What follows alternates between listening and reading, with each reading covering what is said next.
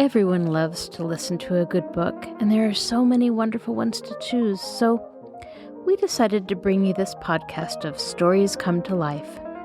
Each episode features a story from either classic or modern literature, especially chosen to be interesting and exciting to hear. So sit back, relax, and listen to this story come to life.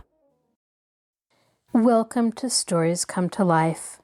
I am your host, Kathryn Lopez Luker.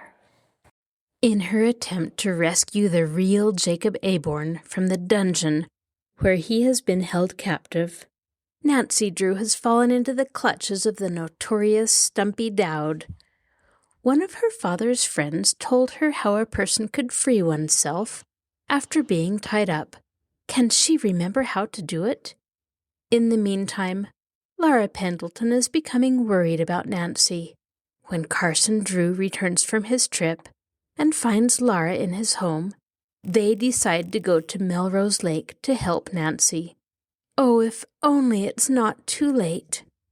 Now sit back, relax, and listen to this story come to life. Nancy Drew Mystery Stories. The Bungalow Mystery. Chapter 17. A Desperate Situation. The warning came too late. Before Nancy Drew could turn, the butt of a revolver crashed down upon her head. With a low moan of pain, she sagged to the floor and lay still. How long she remained unconscious, she did not know. But when at last she opened her eyes, she found herself stretched out on the cold floor of the cellar. She was bewildered, and for a minute could not account for the splitting pain in her head. Then with a shudder she remembered what had happened. She had been struck down from behind. Who was her assailant? Nancy became aware that someone was standing over her, but objects whirled before her eyes, and she could not distinguish the face. Then abruptly her vision cleared. She saw Stumpy Dowd gazing down upon her gloatingly.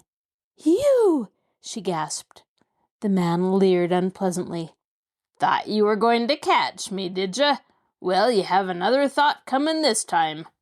He reached over, and catching her by the arm, jerked her roughly to her feet. Nancy was so weak that she nearly fell. "What are you going to do?" she whispered. "You'll find out soon enough," Stumpy sneered as he held up a long rope. "I'm going to tie you up and leave you here. You and your friend have so much to say to each other." "Let that girl go," Jacob Aborn pleaded from the other side of the room. "Do anything you like to me, but set her free." "Shut up," Stumpy growled. "I'll do plenty to both of you before I get through." Nancy was too weak to struggle, and she was aware that resistance would be useless. One glance at the murderous weapon in Stumpy's hand had convinced her of that. He was ruthless and unprincipled, and would think nothing of shooting her down if she made a break for the stairway. Yet as Stumpy began to tie her feet together with the stout rope, she realized she must do something. If only her head would stop throbbing so that she could think clearly. The situation was a desperate one. Unless she thought quickly, there would be no escape. Then suddenly an idea came to her. She recalled that a detective, who had called on her father only a few months before, had entertained them by telling of his various experiences with criminals. He had explained how it was possible to hold one's hands while being bound, so as to slip the bonds later. Nancy had been interested, and had pressed the detective for details. He had taken a stout piece of cord, and had given her a demonstration. At the time she had thought the trick a very clever one. Little dreaming that the knowledge would ever prove useful, she had made no effort to remember how the hands must be held. Now she frantically tried to recall what the detective had told her. If only the trick would work. Holding her wrists in what she believed was the correct position, she permitted Stumpy to bind them securely. The ropes cut into her flesh cruelly. It seemed to her that she must have made a mistake, for certainly there was little space between her wrists and the bonds. "And now, just to make sure you won't get away," Stumpy muttered evilly. He took the end of the rope and ran it through a ring in the wall, knotting it fast. "I guess that'll hold you for a while," he leered. "You beast!" Nancy cried. She realized now what Stumpy intended to do, but she was too proud to beg for mercy. "This'll teach you not to meddle in affairs that are none of your business." "You'll pay for this," Jacob Aborn cried in a quavering voice, "if I get free." "Huh! If you get free, that's good," Stumpy laughed harshly. Then a cruel look settled over his face, and his eyes narrowed. "Why, you old fool, you'll stay here until the rats get you." "This isn't the time of the Inquisition," Nancy declared fiercely. "You can't get away with murder." "Murder? Who said anything about murder? What a harsh word. I'll just leave you and your friend here and go away. If anything happens," Dowd shrugged his shoulders indifferently. "The police will be after you in a day," Jacob Aborn cried. "Oh, no, they won't. Stumpy's nobody's fool. I'll cover up my trail." "You think you will," Nancy informed him. "Every criminal thinks he'll escape." "And I will, too," Stumpy boasted. "I'm too clever to be caught. Oh, I guess I've put over my little scheme pretty slick. Not a person suspected that I wasn't the real Jacob Aborn." "Then you admit your guilt?" Nancy demanded. Stumpy regarded her appraisingly. "You're a smart detective, but your smartness won't do you any good this time. I don't mind admitting I pulled the deal single-handed, because you'll never get out of here to squeal on me." As neither Jacob Aborn or Nancy Drew made a response, he continued boastingly. "I'm all fixed for my getaway tonight. Would have waited till tomorrow if you hadn't come nosing into my business." He glared at Nancy. "I've cashed in all the Pendleton property, and all my suitcases are packed. When I leave here, I'll get 'em, and beat it in a new racing car I bought today. I'd like to see the police or anyone catch me, once I get started." "You'll pay for it someday," Jacob Aborn cried angrily. "Robbing an orphan. I'm thankful poor Laura is out of your clutches." "Oh, you think she is, do you?" Stumpy laughed evilly. "Well, let me tell you, I know where she's hiding." A look of horror came into Mr. Aborn's eyes. "I heard you two talking," Stumpy informed them. "I found out she's in River Heights, and I'm going there tonight." "Don't you dare harm Laura Pendleton." In spite of his condition, Jacob Aborn struggled in his chains, attempting to attack Stumpy. With one blow, the scoundrel sent him reeling against the wall. "I don't care what becomes of that ward of yours," he snarled. "It's the jewels I want. I'll fix Laura for sneaking away with 'em." "If you try to kidnap Laura, you'll have my father to deal with," Nancy promised. "He's a criminal lawyer." "A criminal lawyer, eh? Well, I may take a shot at him just for luck." As Stumpy spoke, he caught sight of an object on the floor.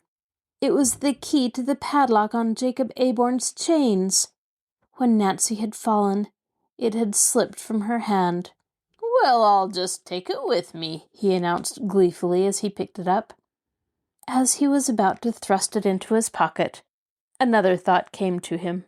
He hung it on a nail, far out of the reach of the two prisoners. "You can look at it till you rot," he told them. Turning, he started to leave the cellar. Halfway across the room he came back and stood gloatingly down upon Nancy. "You thought you were so clever, sneaking into my house and spying on me? You, the daughter of a brilliant lawyer? Well, let me tell you something. You overlooked one important detail." Nancy stared blankly at Stumpy. She was at a loss to know how she had given herself away. "The next time you'll remember to muffle the engine of your automobile when you leave." He gave a hollow laugh, which echoed through the place. "Ha ha ha ha! The next time!" "You fiend!" Jacob said fiercely. "Thank you for the compliment." Stumpy made an elaborate bow. "And now I fear I must say goodbye. Too bad you can't come with me. I shall live high in some other country." With another mocking bow, he turned and left the two prisoners. They heard him stumble up the stairway and slam the door at the top. Chapter 18. Left to Starve. A death-like quiet fell upon the old bungalow. Nancy Drew and Jacob Aborn stared at each other in despair. Stumpy Dowd had dared to carry out his threat. He had left them in the cellar to starve. Fastened to the wall at opposite sides of the room, they were unable to help each other. Aborn's bonds were such that he could move about, but his tether was too short to permit him to reach Nancy, who lay on the floor, bound hand and foot. Their situation seemed hopeless. In his haste, Stumpy Dowd had forgotten the lantern, and now its dim light served to reveal the sordidness of the prison.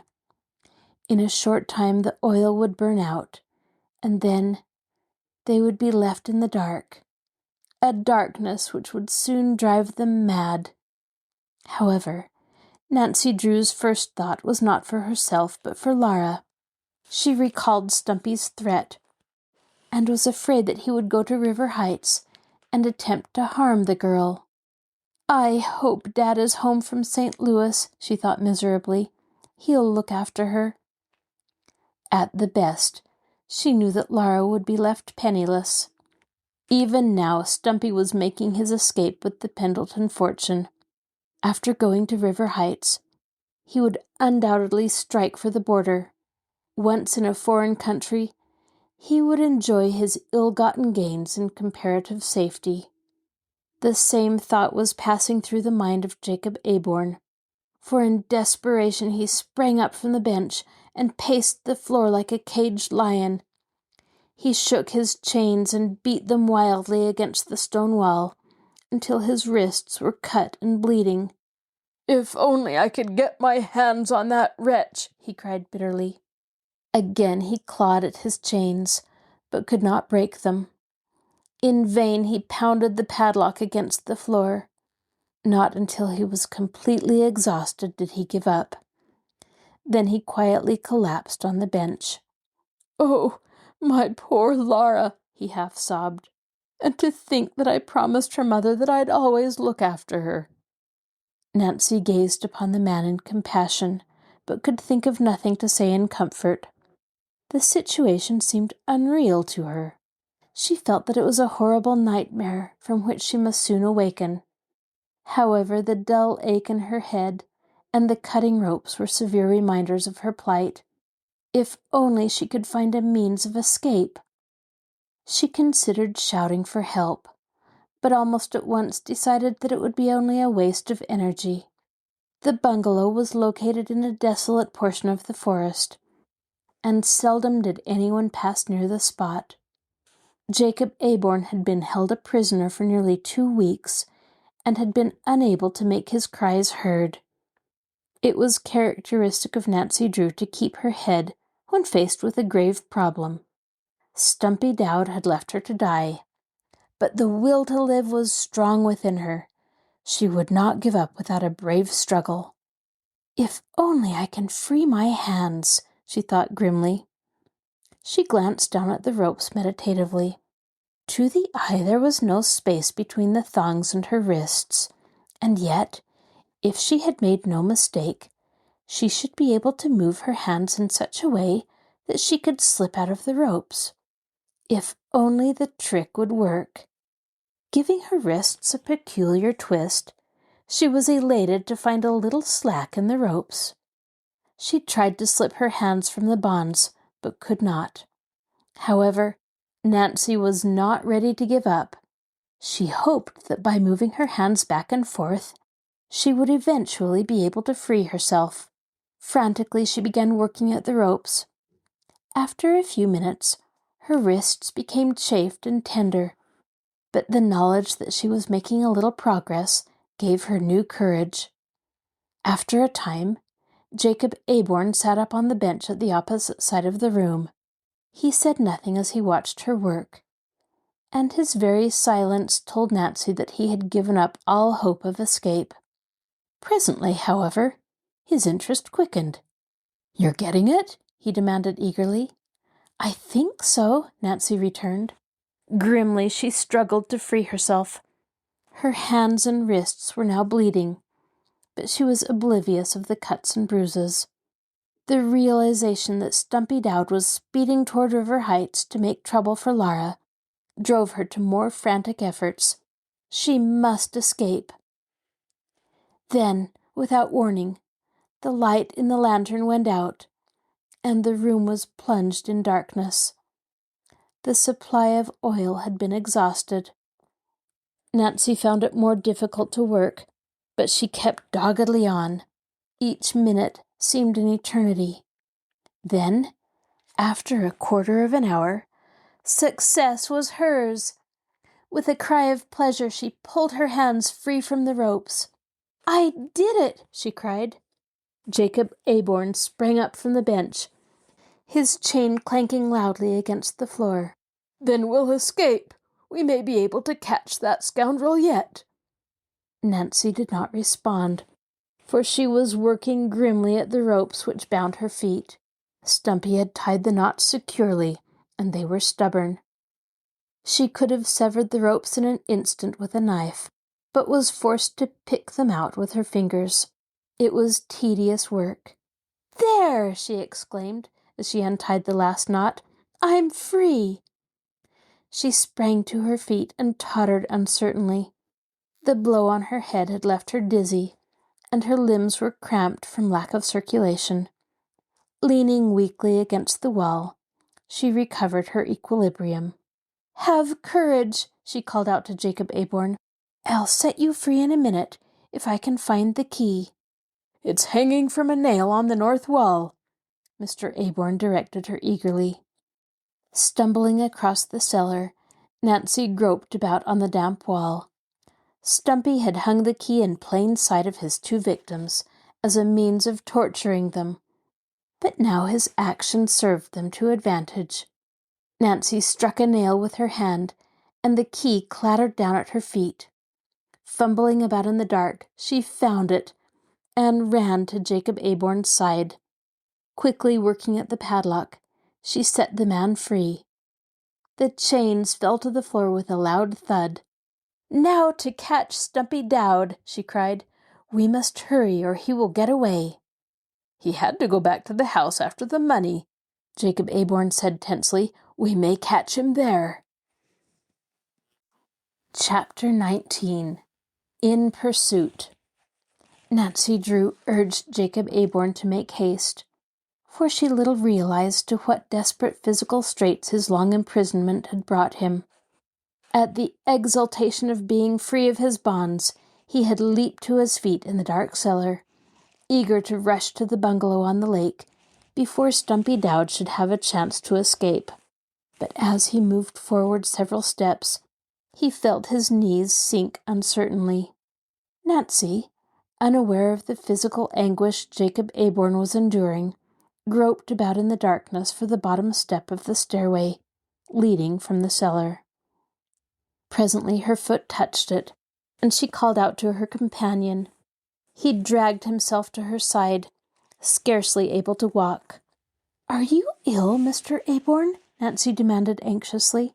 She could not see his face. "Oh, no," the man protested quickly. "I'm only a bit weak from being tied up like a dog in a kennel. My legs will be all right after I've used them a few minutes." But try as he would, the man was unable to climb the stairway unassisted. Nancy, realizing his predicament, reached out a strong arm to help him. Even then, Jacob Aborn was forced to stop frequently for a brief rest, leaning upon Nancy for support, while he recuperated his strength. But at last the top of the stairway was reached, and he then insisted that he was able to walk without her help. Nancy led the way to the living room window, and after climbing out to the porch, assisted Jacob Aborn to crawl through the opening. "What a relief," he gasped, filling his lungs with pure air. "This is the first decent breath I've had in nearly 2 weeks." In the east, the moon was just rising over the forest, and stars were commencing to peep through the clouds, which were now breaking up and drifting swiftly along the sky like scudding ships at sea. The cellar had accustomed Nancy's eyes to a blacker darkness than that which now faced her, and it was possible to make out objects well enough to pick the route through the forest. Yet, glancing uneasily at Jacob Aborn, she wondered if he would be able to walk the short distance to the roadster. "Do you think you could make it?" she questioned. "It isn't far to my car."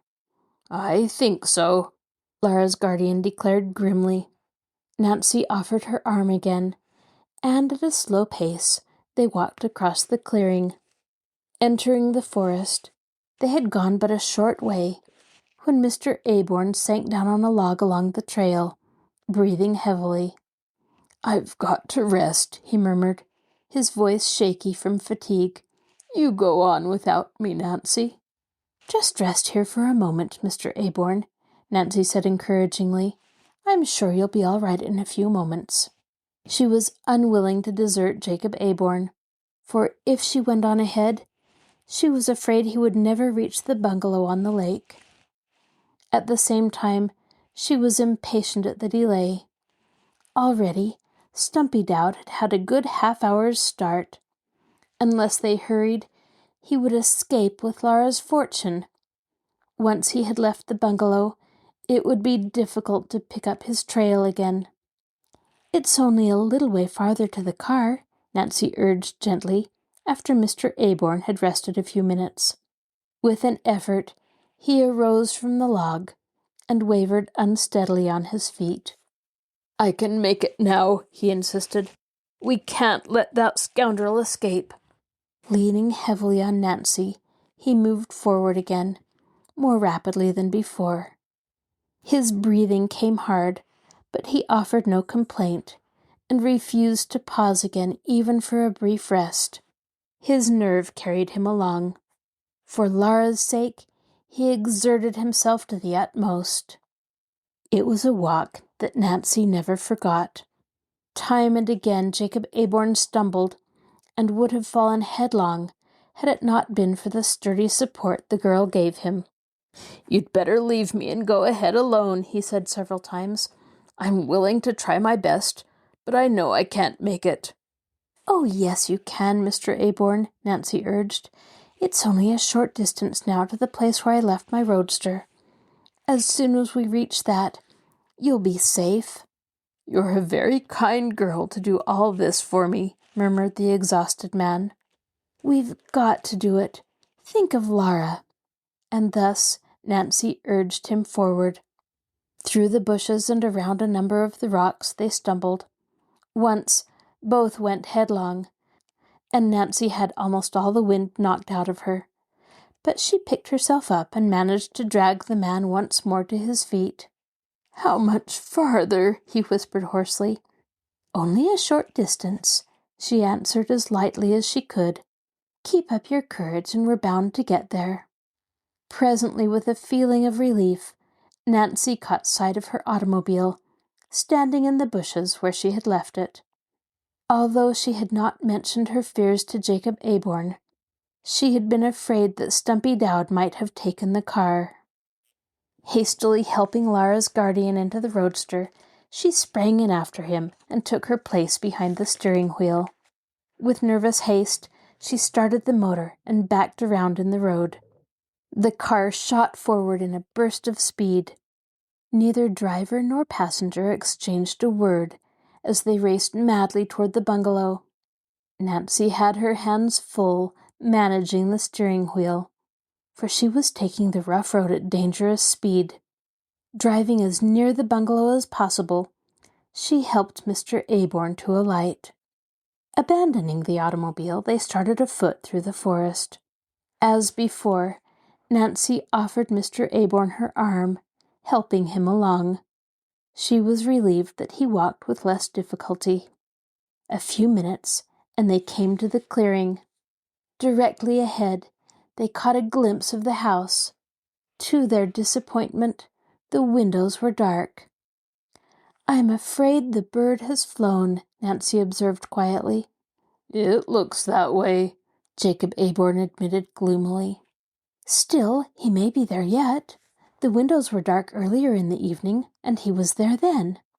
"At least it will be wise to approach cautiously." "Yes, we're unarmed, and would be no match for him if he heard us coming. We don't want to place ourselves in his power a second time." "Oh, if only I can get my hands on that scoundrel," Jacob Aborn gritted. The thought gave him new strength, and he moved eagerly forward again. Cautiously the two crept toward the house, approaching from the rear. "You haven't a key, I suppose?" Nancy whispered. "No, that villain took it away from me, along with everything else." "Never mind. I know a way to get in." However, as Nancy drew near the bungalow, she saw that there was no need of a latchkey. The back door stood ajar, as though someone had fled without taking time to shut it. With Mr. Aborn close behind her, Nancy Drew stepped cautiously into the kitchen. There was profound silence. The bungalow appeared deserted. Crossing the room on tiptoe, she groped about on the kitchen table and found an oil lamp. Lighting it, she picked it up and hurried toward the living room. Pausing in the doorway, she cast a critical glance about and saw that everything was in disorder. A chair had been overturned, a small rug was out of place, papers were scattered all about. The 2 suitcases, which Stumpy Dowd had packed earlier in the evening, were missing. "He's escaped," Nancy exclaimed in bitter disappointment, as she surveyed the confusion. Just then her eye fell upon the safe, and she saw that the door was wide open. With a little cry of alarm, she rushed across the room and looked inside. With the exception of a few papers, everything had been taken. Snatching up the papers, Nancy hastily examined them. As she had feared, they were worthless. "Laura's fortune!" she cried angrily. "That rascal has escaped with every penny of it." "Oh, my poor Laura," Jacob Aborn groaned.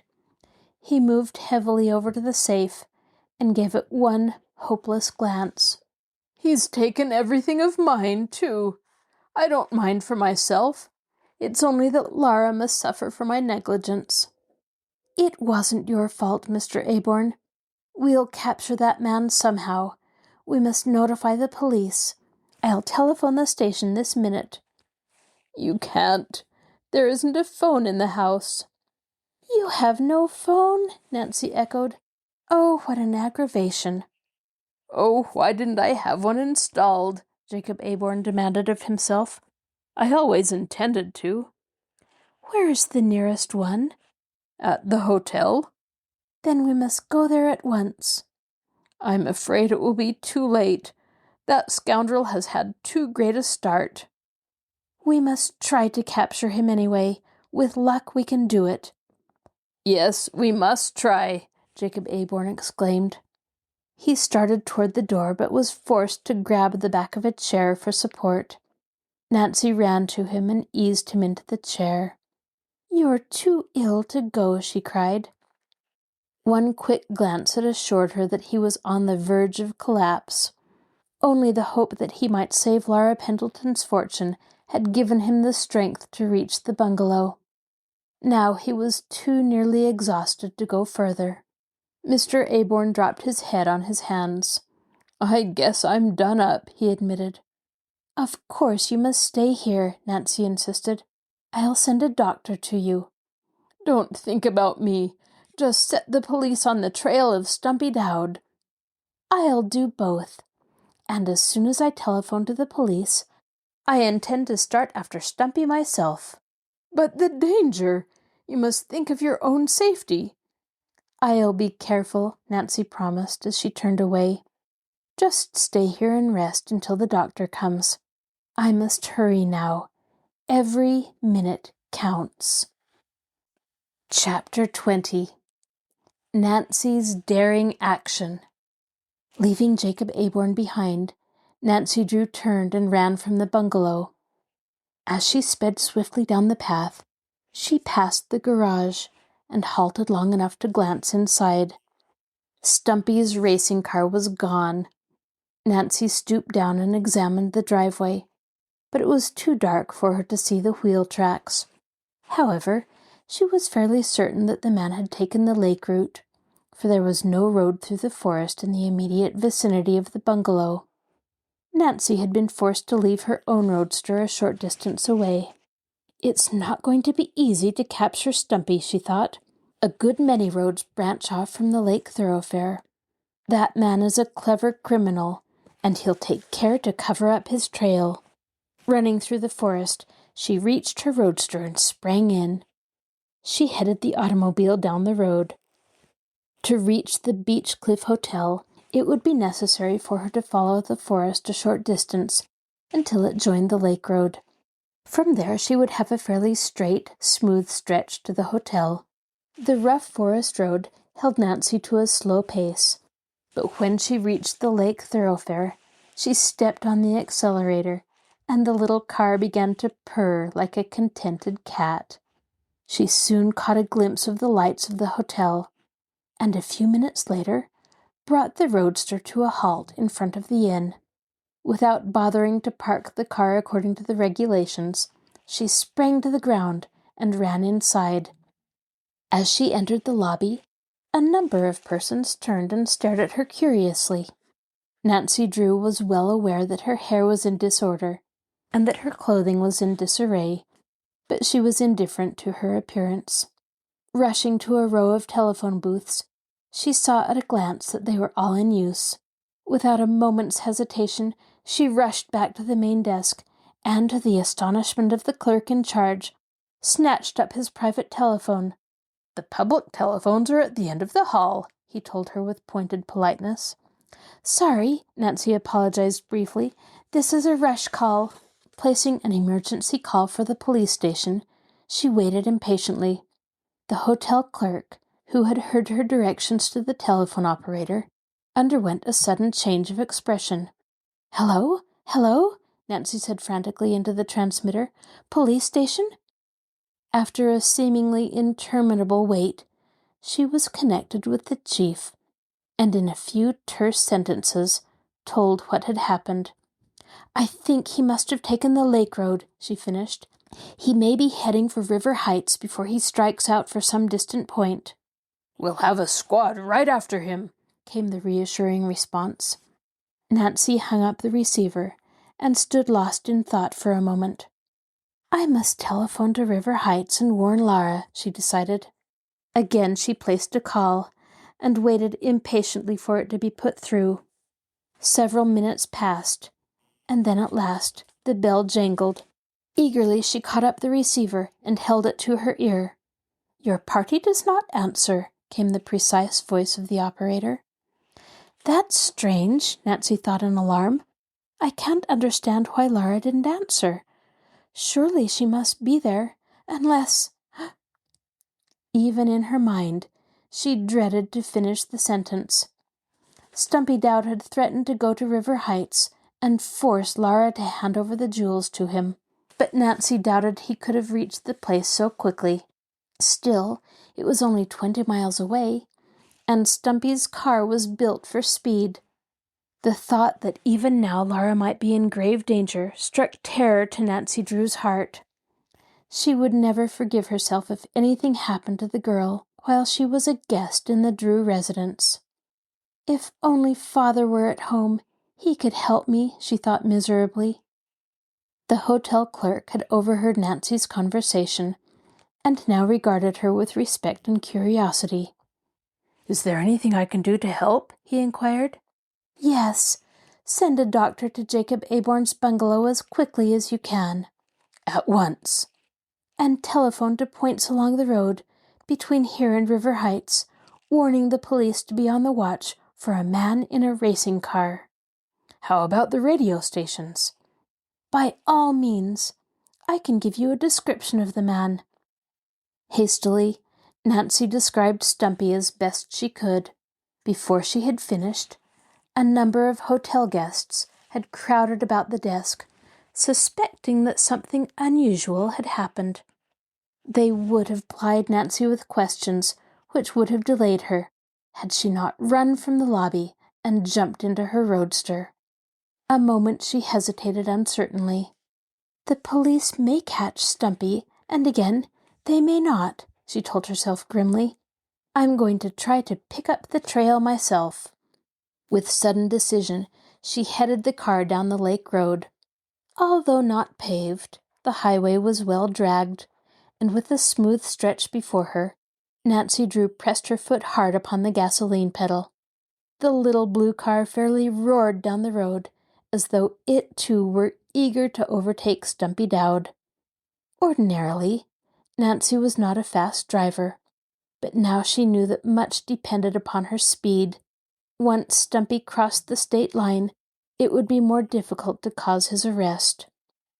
Nancy Drew was a brave girl, and was too intent upon preventing the man's escape to consider seriously the danger which she might be running into herself. Alone and unarmed, she would find herself at a hopeless disadvantage should she meet the criminal face to face. Presently, on a distant hill, Nancy caught the gleam of a headlight. Another automobile was coming toward her. I'll stop those people and ask if they've passed a racing car, she decided upon sudden impulse. Bringing her automobile to an abrupt halt in the middle of the road, she signaled for the approaching car to stop. It was a brown sedan, and as it came within the range of her headlights, Nancy thought there was something familiar about it. The automobile came to a stop not far from her roadster. "Hello there," a voice called out. "What's the matter?" With a start, Nancy Drew recognized the voice. Chapter 21. Laura begins to worry. Not without misgiving, Laura Pendleton stood at the window of the Carson Drew residence and watched Nancy start off for Melrose Lake in her roadster. Perhaps I shouldn't have allowed her to take that note to my guardian, she thought uneasily. Nancy is going to a great deal of trouble and risk for me. I'm afraid it isn't fair to involve her in my affairs. After a time she entered the library and tried to interest herself in a novel. She found she could not remember a word she had read, so laid the book aside in a little while. Walking restlessly to the window, she glanced out. I may as well do some shopping, she decided. It will help me kill the time and help me forget my troubles. She told Hannah Gruen where she was going, and then started off afoot for the business section of River Heights. The day was a pleasant one, and as she walked briskly along, her worries seemed less real. Reaching a department store, Laura entered and purchased a few articles for which she had urgent need. In her hasty departure from Melrose Lake, she had forgotten a great many things. However, she made her purchases with the utmost caution, for with the exception of a $20 bill in her purse, she was without funds. When that was gone, she did not know what she would do. I'll never sell or pawn Mother's jewels, even if I starve, she told herself. I'll manage some way. Perhaps Nancy will help me find work. Carrying her packages with her, Laura walked slowly back to the Drew residence. Already the evening shadows were beginning to gather. In another hour or two, it would be dark. As she passed the garage, she noticed that it was empty. Nancy had not returned. I do hope she gets back before dark, Laura thought anxiously. Entering the house, she had not had time to put away her things when the telephone jangled. A minute later, the housekeeper told her that there was a long-distance telephone call for her. "It's from Miss Nancy, I think," Hannah Gruen said. Oh, I hope nothing has happened. Eagerly, Laura snatched up the telephone receiver. Nancy's quiet voice at the other end of the wire reassured her. However, as she listened to her friend's daring plan, Laura was somewhat alarmed. Still, other than to warn Nancy to be careful, she made no protest, for she felt that her friend's judgment was probably better than her own. "If I'm not back or haven't telephoned within 24 hours, send the police to your guardian's bungalow," Nancy told her. Laura promised, and a moment later hung up. Before she turned away from the telephone, she regretted that she had not asked Nancy to give up her plan. "She doesn't realize what a mean man Jacob Aborn is," she told herself. "If he catches her prowling about the bungalow at night, there's no telling what he may do." Tempted to call Nancy back, she picked up the telephone again. With her hand on the receiver, she hesitated. "I'm just a little coward," she accused herself. "I'll not let my nerves get the best of me this time." Resolutely, she turned away. Presently, Hannah called her to dinner, and she made a pretense of eating, but was relieved when the dessert dishes were cleared away. Returning to the living room, she tried to read the evening paper. The hours dragged slowly along, and still there was no sign of Nancy. Several times, Laura walked to the window and cast a hopeful glance down the driveway. "I suppose it's too early to expect her home," she told herself. As she crossed to the window for perhaps the 10th time that evening, she was surprised to see a tall, elderly man coming up the walk toward the house. Although Laura had never seen him before, she was instantly convinced that it was Carson Drew.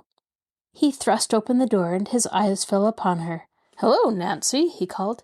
"It's good to get back home again. Oh, I beg your pardon. I couldn't see your face. I thought you were my daughter." "I don't wonder you are surprised to find a stranger in your home," Laura said with a friendly smile. Quickly she introduced herself, and told Carson Drew what had happened, and why Nancy had gone to Melrose Lake. She ended by apologizing for her presence in the house. "You're entirely welcome to our hospitality," Mr. Drew assured her cordially, when she had finished her story. "But I'll admit I'm rather worried about Nancy. Tell me more about this guardian of yours. What does he look like?" Laura gave a detailed description of the man. Did you say that his name is Jacob Aborn? Wait a minute." Walking over to the desk, he began to rummage in a drawer. Laura noticed the stern expression on his face and was troubled. After a brief search, Carson Drew brought out a small photograph and handed it to Laura. "Is that your guardian?" Laura stared at the photograph in amazement. "Why, it is! It's Jacob Aborn." Carson Drew shook his head. "That man is Stumpy Dowd." "I don't understand."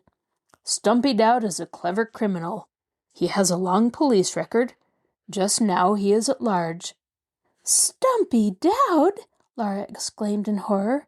"You mean my guardian is a criminal?" "It looks that way, and a particularly tough one at that." "And Nancy has gone up there to see him. What if something should happen to her?"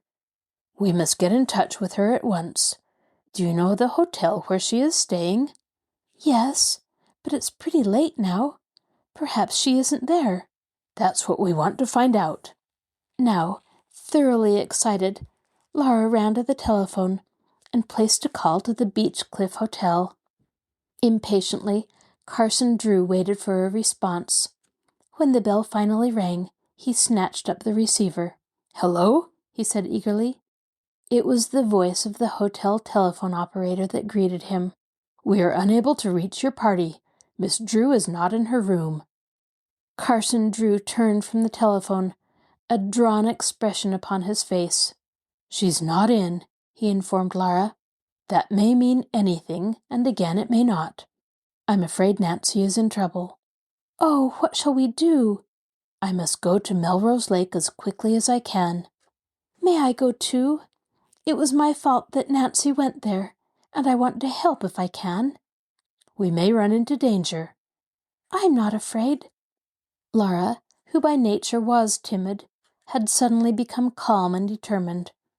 "Then get your things quickly." As Carson Drew issued the order, he jerked open a drawer in the table and pulled out a revolver. Hastily loading it, he stuck it in his pocket. "I'm ready," Lara announced. Rushing from the house, they climbed into Mr. Drew's brown sedan. He backed out of the garage without stopping to close the doors behind him and headed toward Melrose Lake. "Oh, I hope we get there in time," Lara breathed. Carson Drew made no response, but his hands clenched more tightly on the steering wheel. This is your host, Kathryn Lopez Luker. Thank you for joining us for this episode of Stories Come to Life. Be sure to join us next time when we continue to listen to the Bungalow mystery. You can find a link to our podcast on the Marshall Public Library webpage, www.marshallpl.org. I'll talk to you again soon.